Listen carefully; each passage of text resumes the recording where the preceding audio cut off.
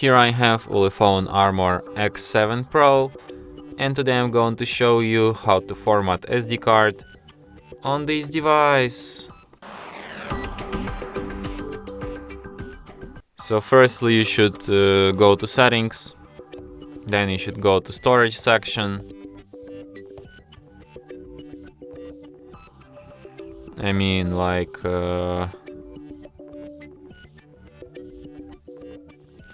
Okay, let's go to system first, then to storage.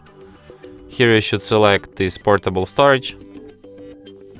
Open it with wherever you want. Tap on three dots here, select storage settings, and then tap format and confirm it like this.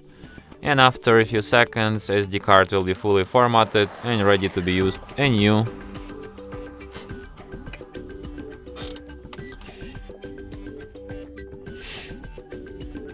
And that's it. Thanks for watching. If you find this tutorial useful, don't forget to hit that like button and subscribe to our channel.